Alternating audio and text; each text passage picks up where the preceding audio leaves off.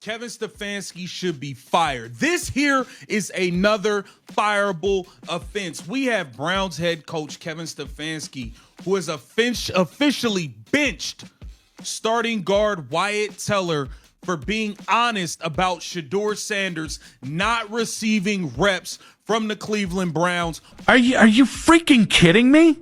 The guy has played hurt and been elite. The guy has busted his ass. The guy has been one of the good guys in that locker room. And by the way, the $230 million quarterback that you traded for that embarrassed the franchise with all the crap that you brought, that guy couldn't be bothered to be a part of the damn community. Wyatt Teller came in day one and was a part of the community. Wyatt Teller was honest about it. He was loud with his support for Shedeur Sanders, and he's now being punished for it by Kevin Stefanski. This isn't about another disappointing season. This is about organizational rot. This is about a head coach who might be punishing loyalty and honesty. This is about Wyatt Teller, one of the best offensive linemen on this roster, getting benched for speaking his mind. Wyatt Teller didn't commit some heinous crime. He didn't trash the coaching staff publicly.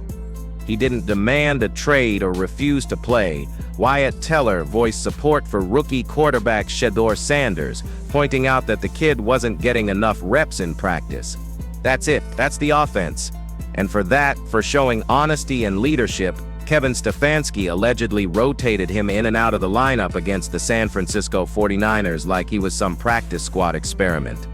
Then benched him entirely for the Tennessee Titans game. The official story? Calf injury. The reality? Nobody's buying it.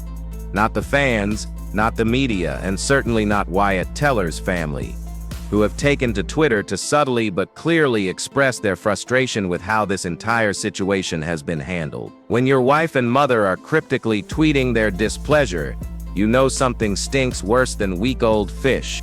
Who said he had a calf injury? Brown said he hurt his calf. Kevin Stefanski said he hurt his calf. Said he hurt his calf in the fourth. But he said it was a performance issue. Something ain't right. Here's where this gets really interesting and really messy. During that 49ers game where Teller was supposedly being rotated due to performance issues or this mysterious calf problem, he graded out as the highest performing offensive lineman on the Cleveland Browns roster according to Pro Football Focus. Read that again. The highest graded offensive lineman, not mediocre, not struggling. The best player on that line. In Stefanski's response, bench him the next week. Make it make sense. You want to talk about disrespect? You want to talk about organizational dysfunction? This is Exhibit A. This is a franchise that has cycled through 42 starting quarterbacks since 1999. A franchise that traded away Baker Mayfield and handed $230 million in guaranteed dollars to Deshaun Watson. A franchise that continues to make bewildering decisions year after year. But this might be the most petty, most vindictive move yet. Let us connect the dots here, because the timeline is crucial. Wyatt Teller speaks positively about Shedeur Sanders, mentioning that the rookie isn't getting the practice reps he needs to develop. This isn't some wild conspiracy theory. Multiple sources have confirmed Teller was vocal about his support for Sanders. Then suddenly, inexplicably, Teller finds himself rotating in and out during a crucial divisional game. Then he is listed as out with a calf injury that nobody saw happen, that nobody can confirm, and that he himself seems confused about. The speculation isn't coming from basement-dwelling keyboard warriors. Respected Cleveland media personalities are openly questioning this decision. Former NFL offensive linemen are scratching their heads. Even neutral observers are looking at this situation and seeing something that doesn't add up. When you have multiple people independently arriving at the same conclusion, maybe, just maybe, there is fire behind all that smoke. So whatever the case was with Wyatt, apparently they felt they needed to see something else there. At this point right now, I think when he gets back from the calf injury, he's going to have to show some things, and maybe he will. Maybe he'll do whatever he needs to do, or maybe he comes back next year in a different capacity or something. I'm not exactly sure. This quote right here encapsulates everything wrong with how the Browns are handling this. He's going to have to show some things. Show what, exactly? Show more than being your highest graded offensive lineman? Show more than 7 years of elite guard play? Show more than bleeding brown and orange and being a cornerstone of your community? What more does Wyatt Teller need to prove to this organization? And let us talk about the audition excuse, because that is even more insulting. The Browns are supposedly auditioning Kevin Zeitler and other options because they need to rebuild the offensive line for next year. Fine, rebuilding is part of football, but you don't audition during a season when you are trying to evaluate a rookie quarterback. You don't create instability on the offensive line when you are starting Shedeur Sanders and claiming you want to see what he can do. Those two things are fundamentally incompatible. If Cleveland truly wants to assess Sanders' potential, if they genuinely want to give him the best chance to succeed, you surround him with your best players. You give him stability. You give him protection. You don't rotate guards like you are running a basketball substitution pattern. You don't bench your best offensive lineman for Kevin Zeitler, who has 5 years of NFL tape that teams can evaluate without needing a single live snap. Here is the darker implication that some analysts are brave enough to say out loud. If the Browns were truly committed to Shedeur Sanders, if they actually believed he was their franchise quarterback, would they be playing musical chairs with their offensive line? Would they be creating unnecessary chaos and instability? Or does this suggest something more sinister? Does this suggest that Stefanski and the front office don't really believe in Sanders and are setting him up for failure? If they're willing to play musical chairs with their offensive line, what do they really think of the quarterback playing behind him? If they took Shedeur Sanders number 2 overall, if he was the number 2 overall pick, would they be messing around with their offensive line? That is the million-dollar question right there. If Sanders was a top 5 pick, if he was the undisputed future of this franchise, would we be seeing these decisions? Probably not. This reeks of a coaching staff hedging their bets, keeping their options open, and perhaps even self-sabotaging to justify their preferred choice at quarterback down the line. The conspiracy theorists are having a field day, and honestly, can you blame them? When you look at the pattern of behavior, when you see a head coach potentially punishing a player for supporting the rookie quarterback, when you see organizational decisions that make zero football sense, people are going to fill in the blanks. And the picture they are painting isn't pretty. Wyatt Teller isn't some journeyman player. He is not a replacement-level talent you can swap out without consequence. This is a man who has given everything to Cleveland. He has been a Pro Bowler. He has been a community leader. He has played through injuries. He has represented this franchise with class and dignity, and this is how they repay him in a contract year, no less, when he is 30 years old and about to hit free agency. The timing couldn't be more insulting. Teller is heading into the most important offseason of his career, where his next contract will likely be his last significant payday. And instead of showcasing his talents, instead of letting him prove his worth to potential suitors, the Browns are benching him for nebulous performance issues that nobody can actually identify. If Teller's play was the problem, why did he grade out so well? If injury is the concern, why was he rotating instead of sitting? Nothing adds up. I don't understand why we're auditioning Tevin Jenkins. There's 5 years of NFL tape on Tevin Jenkins. Exactly. This isn't some undrafted rookie who needs game experience to evaluate. This isn't a developmental project. Kevin Zeitler is a known commodity. Teams know exactly what he can and cannot do.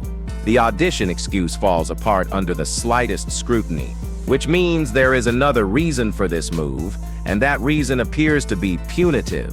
The broader implications extend beyond just Teller and Sanders. What message does this send to the locker room? What does it tell players about speaking up, about showing leadership, about being honest? It sends a clear message. Keep your mouth shut, keep your head down, don't rock the boat. That is not how you build a winning culture. That is how you create a toxic environment where players are afraid to lead, afraid to speak truth, afraid to advocate for their teammates. Championship organizations don't operate this way. Teams with strong cultures don't punish loyalty and honesty. Look at the Chiefs, the Eagles, the 49ers. Those teams embrace player leadership. They encourage veterans to speak up. They create environments where honesty is valued, not punished. Cleveland is doing the exact opposite and wondering why they keep cycling through regimes, keep missing playoffs, keep disappointing their long-suffering fan base. Let us also address the elephant in the room, the Deshaun Watson comparison. The Browns guaranteed $230 million to a quarterback with significant off-field baggage, a quarterback who hasn't performed, a quarterback who by many accounts hasn't fully embraced being part of the Cleveland community. Meanwhile, Wyatt Teller, who has been nothing but a model professional and community member, is being disrespected in a contract year. It's just not hard. It's not hard to treat people right. And when you treat the wrong people right and you treat the right people wrong, you can just blow it all the way at your ass. The situation also raises serious questions about Kevin Stefanski's future.